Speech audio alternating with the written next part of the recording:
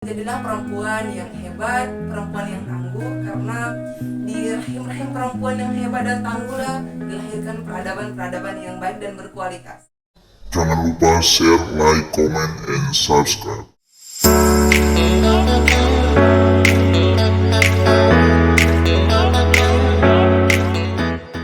Assalamualaikum warahmatullahi wabarakatuh.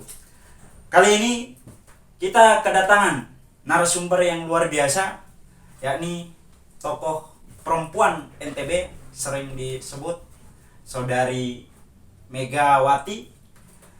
Beliau mempunyai pengalaman dalam gerakan-gerakan keperempuanan dan juga menciptakan iklim-iklim intelektual dalam menciptakan suatu peradaban yang sangat luar biasa.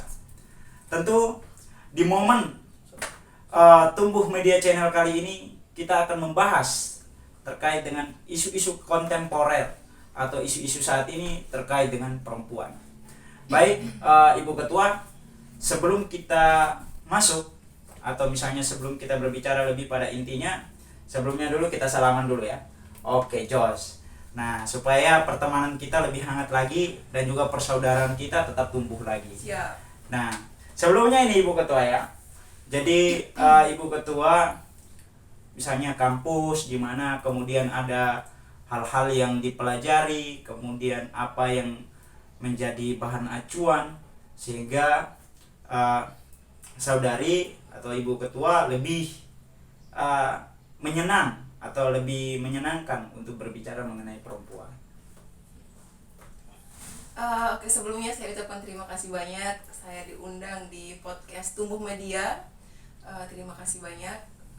Sebelumnya saya akan berbicara tentang latar belakang saya. Di sini saya sebagai mahasiswa di UIN Mataram. Udah wisuda? Nanti bulan 11 saya wisuda. Alhamdulillah. Okay. Kemudian kalau ditanya kenapa saya minat dan sangat menyenangkan ketika berbicara tentang perempuan, karena kalau bahasanya saya di setiap hari ketika berdiskusi atau setting-setting keperempuanan dengan teman-teman atau adik-adik saya sering bahasanya seperti ini. Ketika kita berbicara perempuan, berarti kita berbicara tentang diri kita sendiri. Artinya kita akan membaca bagaimana kita, alur kita ke depan bagaimana, perempuan itu harus bagaimana. Jadi esensi dan eksistensi perempuan itu sebenarnya harus kita pelajari gitu, supaya kita tidak salah paham, salah kaprah dan salah melangkah tentang perempuan. Mungkin seperti itu. Luar biasa ya. Ini memang satu icon atau suatu pandangan paradigma berpikir daripada Ibu Ketua yang telah dibangun sejak lama. Semoga ini menjadi langkah-langkah awal yang menentukan langkah-langkah besar. Amin. Nah, itulah yang dikatakan misalnya Gubernur NTB ya. Nah, kiranya begitu. Nah, demikian juga bahwa Ibu Ketua, bahwa di era-era globalisasi yang kian semakin pesat dan juga peradaban-peradaban global yang semakin tumbuh, tentu dia akan mempengaruhi sikap-sikap individu.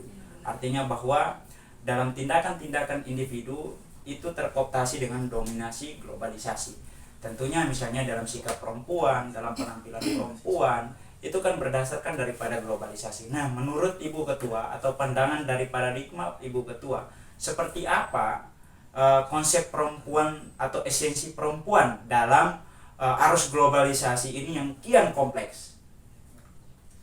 Kalau pandangan saya terkait dengan perempuan dan segala macam dinamika di perkembangan zaman sekarang, yang paling saya sering mengkaji adalah di lifestyle-nya, di food juga. Bahkan kita tahu bersama bahwa ketika di dunia ini terjadi perkembangan globalisasi, sebenarnya perkembangan globalisasi adalah sebuah tawaran dunia, tawaran dari barat. Jadi kalau masih bersikap tawaran, kita masih punya hak untuk menerima dan menolak. Nah, kalaupun kita menerima tawaran itu, kita harus mengkritisi dulu, seharusnya begitu. Apakah tawaran ini cocok untuk kita pakai, cocok untuk kita terima atau bagaimana gitu. Kalau cocok dengan passion kita, dengan kebiasaan kita, keseharian kita, ya kita ambil gitu. Jadi kalau bahasanya saya itu perkembangan globalisasi itu punya dua kemungkinan. Iya. Yang pertama, kalau perkembangan globalisasi ini kita terima dengan baik dan dikritisi dengan baik, maka perkembangan globalisasi bisa menjadi peluang untuk kesuksesan kita masa depan. Iya, iya betul. Terus kalau perkembangan globalisasi ini kita terima dengan hal-hal buruk, artinya kita tidak memfilter, tidak mengkritisi apa yang ditawarkan dari dunia-dunia barat itu. Oke. Jadi itu akan menjadi musibah Iya. dari untuk kita sendiri, khususnya untuk perempuan. Yang katanya saya tadi mulai dari lifestyle, Iya. dari makanan, dan dari A sampai Z, terus dari atas kepala sampai ujung kaki kita terhegemoni dengan tawaran-tawaran dunia barat gitu. Oke. Jadi seakan-akan perkembangan globalisasi yang ditawarkan dari dunia-dunia barat ini adalah kiblat lifestyle kita gitu. Oke. Jadi kalau ada tawaran baru, misalnya dari cara pakaian kita yang ditawarkan di media sosial, tapi asalnya dari dunia barat, kalau kita tidak mengikuti, bahasa kasarnya kita akan kafir gitu. Iya. Karena kita Iya, tidak iya. mengikuti kiblat ini gitu. Karena Iya. pandangan kita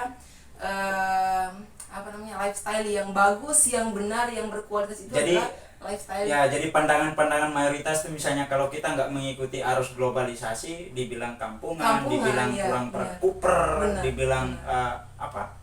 kolot, ini Iya. dan lain sebagainya. Itu yang sering terjadi ya. Gimana Iya, respon Ibu Ketua itu? Kalau saya sih respon saya jelas sangat prihatin ya. Iya.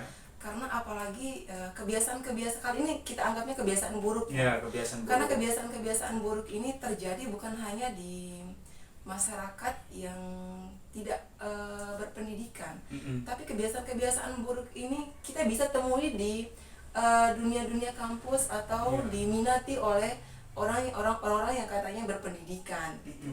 Jadi itu yang sangat disayangkan gitu.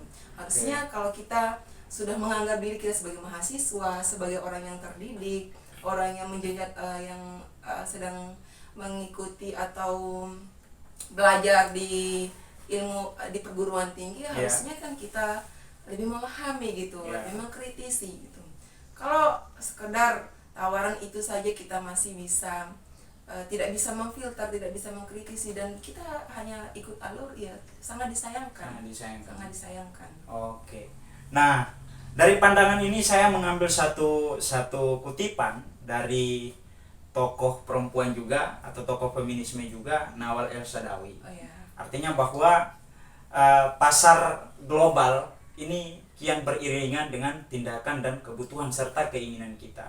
Sehingga di sini keinginan kita untuk berlomba-lomba, berkerumunan, ya dalam pandangan umumnya berkerumunan untuk menghampiri sesuatu yang menjadi momok keindahan atau momok yang menyenangkan.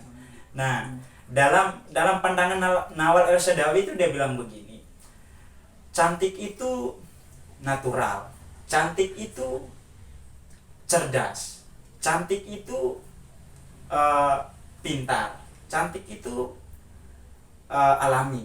Artinya bahwa perempuan menurut Nawal El-Saadawi, cantik itu bukan dilihat daripada fisiknya, karena fisiknya relatif, tetapi cerdas itulah yang dikatakan Nawal El-Saadawi itu cantik, ya kan? Nawal El-Saadawi itu cantik. Nah, sehingga di situ tuh Nawal El-Saadawi bilang begini. Nawal El-Saadawi bilang begini ya. Ini saya bukan merendahkan perempuan juga, tetapi ini dari perempuan yang bilang. Dia bilang bahwa laki-laki tuh suka perempuan yang agak telmi-telmi dikit, agak goblok-goblok dikit. Kenapa suka perempuan yang goblok-goblok dikit?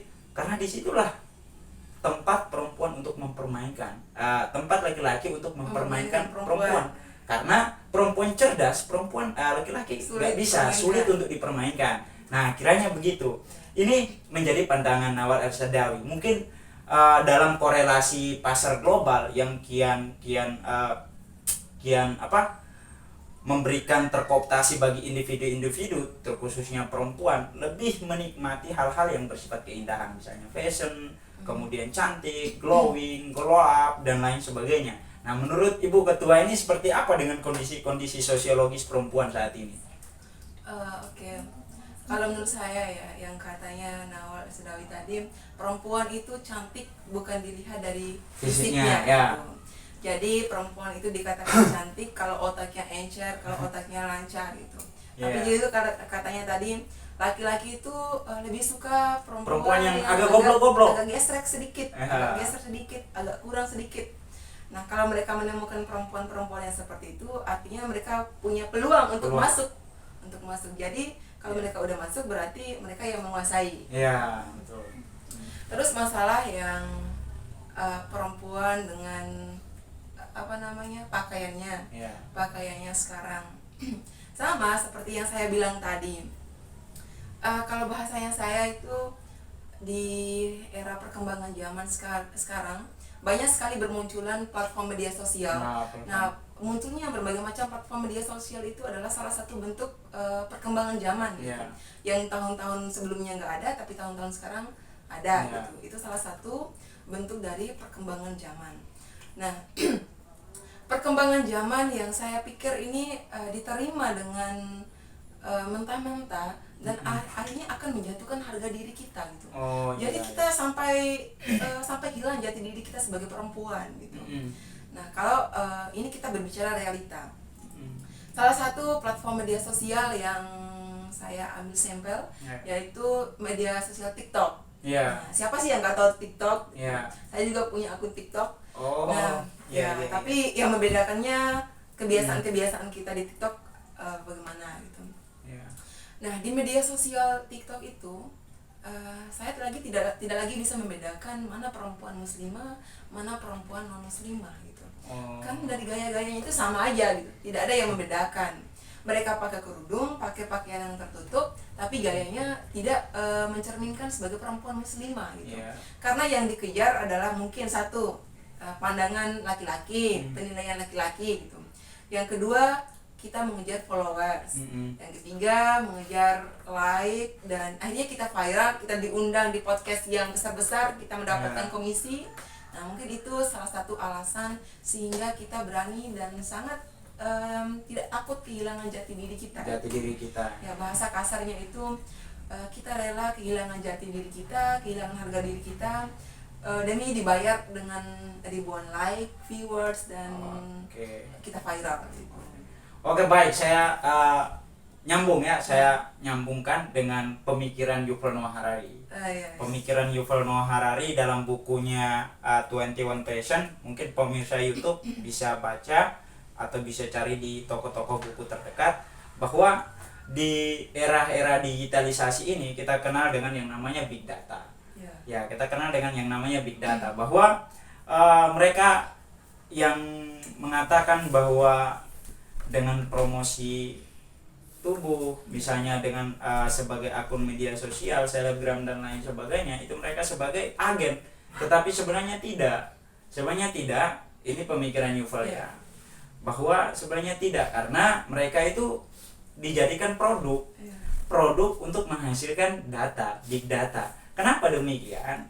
Karena yang namanya followers yang tadi dibilang harus penampilan yang menarik, harus misalnya vulgar, apalagi misalnya akhwat ya, harus vulgar, harus ini dan lain sebagainya, sehingga di situ memancing yang namanya keinginan orang untuk like, subscribe atau bukan subscribe, like, kemudian followers, kemudian followersnya akan banyak. Nah, di situ kan orang-orang bilang, saya ini kan agen yang memainkan peran di platform media sosial. Sementara itu mereka tuh produk, barang yang didesain semenarik mungkin untuk menghasilkan big data. Nah, itu di buku 21 Passion. Mungkin teman-teman atau pemirsa bisa baca. Nah, demikian daripada itu, bahwa saya kutip dari Che Guevara, bahwa perempuan itu adalah bunga revolusi. Bunga revolusi artinya bahwa peradaban bangsa atau peradaban suatu dunia itu terletak pada perempuan. Nah, dengan kondisi saat ini, bagaimana Ibu Ketua bisa melihat bahwa perempuan ini akan mencetak atau menciptakan suatu peradaban, terkhususnya misalnya di Indonesia? Kalau menurut saya, bagaimana perempuan yang katanya tadi sebagai bunga revolusi. Nah, bunga revolusi itu artinya peradaban harus bersumber daripada perempuan. Tapi perempuan yang bagaimana dulu gitu. Peradaban yang dilahirkan itu dari perempuan yang berkualitas. Nah, berkualitas itu sebenarnya datang dari mana gitu? Iya. Kalau tidak datang dari pada kebiasaan kita sekarang. Kebiasaan. Gitu. Habits ya. Ya, habits kita sekarang bagaimana? Nah, itu yang akan menentukan bagaimana peradaban yang akan lahir di Iya. kesekian sekian tahun yang akan datang. Gitu. Ya, dari peradaban Sumeria sampai peradaban kontemporer saat ini. Ya, benar. Iya, Benar. iya. Nah, kalau menurut saya ya lebih ke cara bagaimana kita benar-benar membuktikan bahwa kita ini adalah bunga revolusi, yaitu dengan kebiasaan-kebiasaan kita yang tadinya kita membahas buruknya perempuan karena terhegemoni dengan perkembangan zaman, yang katanya pakaian tidak lagi senonoh kalau kita melihat dia seorang muslimah. Nah, sekarang kita berbicara baiknya perempuan. Iya. Kita membuktikan bahwa benar perempuan itu adalah bunga revolusi gitu. Tempat di mana peradaban-peradaban akan dilahirkan gitu. Jadi dimulai daripada kebiasaan kita gitu. Mungkin ada perempuan yang tidak paham dengan hal-hal yang produktif. Jadi perempuan-perempuan yang sadar ini perempuan-perempuan yang akan melakukan hal produktif. Oh iya, iya. Dan kebetulan saya juga pernah terhimpun di salah satu lembaga ya keperempuanan. Jadi saya sedikit banyaknya saya tahu tentang produktivitas perempuan. Khususnya di Kota Mataram. Kota Mataram. Salah satunya mungkin kita juga tahu bagaimana dinamika perempuan di Kota Mataram sekarang. Bahkan perjuangannya tidak hampir sama rata dengan perjuangan laki-laki itu.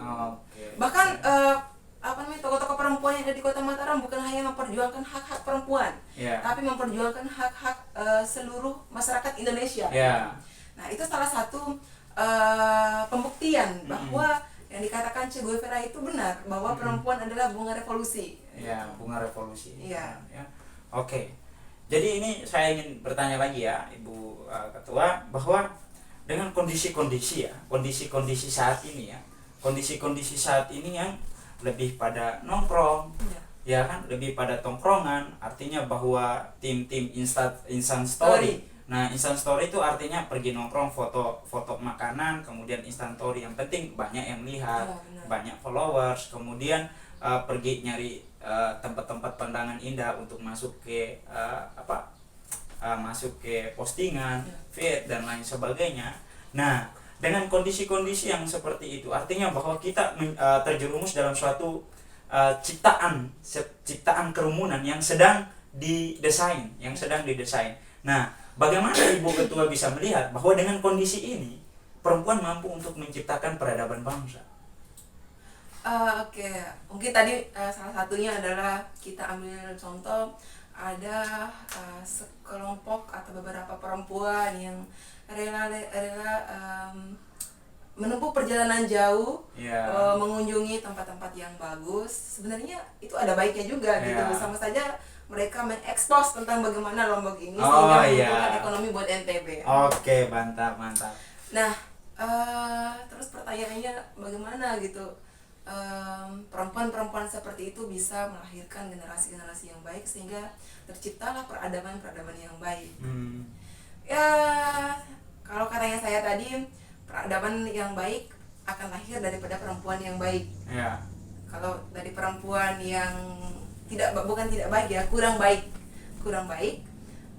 berarti kemungkinan peradaban yang dilahirkan ya akan bertolak belakang gitu dengan peradaban yang dilahirkan oleh perempuan-perempuan yang memang kebiasaannya itu hal-hal yang produktif. Oke, saya potong sekarang ya, bahwa sikap individu kita dalam paradigma berpikir, bahkan paradigma untuk bertindak dan lain sebagainya, itu ada 3 ya. Ada 3, idealis, kemudian pragmatis, dan juga hedonis.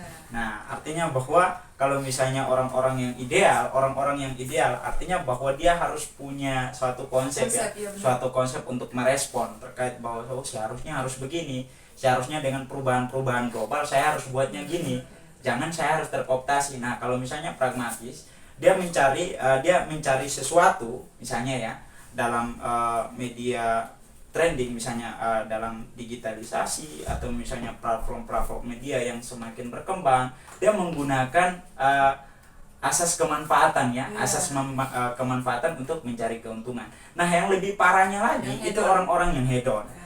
Orang-orang yang hedon di dalam ruang lingkup yang semakin kompleks dan juga akan mempengaruhi pada tindakan individu yang semakin praktis, itu lebih sukanya senang-senang, euforia, lebih sukanya euforia. Hura-hura. Nah, huru-hara lah, tim hore. Nah, ya misalnya ya kayak demo Iya, dan lain benar. sebagainya itu kan kayak tim hore. Yang penting pamflet begini viral Sampai selesai. meme-nya itu Ya, tidak senonoh sekali. tapi sampai memenya itu ini artinya bahwa dengan demikian substantif daripada demo kita sampaikan itu tidak ada, yang penting viral. Viral, ya, Dari benar. sebenarnya bukan apa yang kita sampaikan itu viral, apa yang menjadi nilai poin tuntutan kita itu yang viral, tapi berdasarkan poster kita yang viral. Tapi itu memang saya apresiasi ya, Iya. karena mereka punya kemauan walaupun Iya. hanya menjadi selebgram dalam aksi demo ya, tapi itu menjadi sebuah apresiasi Iya. juga dari saya. Nah, mungkin dengan bukan tragedi ya, kondisi-kondisi begini. Nah, apa langkah Ibu Ketua untuk proses menuju perempuan yang bermartabat atau perempuan yang hebat dan bermartabat? Sebelum menuju ke perempuan yang hebat dan martabat, saya sedikit menarik tadi kalau Yeah. katanya kan sekarang di dunia pergerakan mungkin khususnya di Mataram ya, Yeah. karena kita juga di Mataram, kita besar di Mataram, banyak sekali perempuan-perempuan yang ikut-ikutan. Sebenarnya nggak salah sih ikut-ikutan, walaupun kita nggak tahu tuntutannya apa, mau kemana, nggak apa-apa. Tapi yang salah adalah kita membawa apa ya namanya meme yang dengan bangganya Bahasa-bahasa senonoh ya. dan makna-maknanya itu Ya. merendahkan dirinya Diri, gitu. ya. Tapi itu tidak terlintas dalam pikirannya karena kata kita tadi yang penting kalau ini berhasil di-post di media sosial kita akan banyak yang like. Karena yang lagi trending sekarang adalah orang-orang demo. Jadi algoritma media sosial itu akan menampilkan Oke. postingan dia ke orang-orang itu karena Iya. memang yang sedang trending adalah demo gitu. Iya. Tapi itu sangat disayangkan sih. Jadi makanya saya bilang tadi apa-apa harus dikritisi, harus difilter gitu. Nggak apa-apa kita mengikuti. Takutnya begini. Dan ini bukan lagi menurut asumsi. Iya. Menurut asumsi saya pribadi bukan. Yang saya dengar. Iya. Pergerakan mahasiswa sekarang tidak lagi murni. Iya. Karena apa? Salah satunya adalah timbul dari meme-meme yang seperti itu. Oh iya. Jadi timbullah fitnah-fitnah, isu-isu yang tidak benar terkait dengan pergerakan-pergerakan mahasiswa. Iya, Gitu. benar. Nah, dan yang sering dan sumber masalah itu sering kita temui adalah perempuan yang bawa Ya. meme-meme itu. Oke, baik. Disayangkan. Nah, dengan penjelasan atau uraian yang tadi kita jelaskan cukup menarik. Sekarang satu kata untuk perempuan yang menjadi mutiara untuk perempuan. Satu kalimat. Satu kalimat untuk perempuan. Satu kalimat. Ya. Untuk perempuan dimanapun berada, khususnya untuk subscriber Tumbuh Media, jadilah perempuan yang hebat, perempuan yang tangguh, karena di rahim-rahim perempuan yang hebat dan tangguhlah dilahirkan peradaban-peradaban yang baik dan berkualitas. Oke, baik. Jadi itulah satu kata atau satu kalimat pamungkas yang diungkapkan oleh Ibu Ketua. Begitupun bahwa cantik itu memang menarik, Ya. tetapi hebat lebih bermartabat. Ya. Karena itu jadilah perempuan yang hebat dan bermartabat. Oke, Ketua ya. Thank you. Assalamualaikum warahmatullahi wabarakatuh. Waalaikumsalam.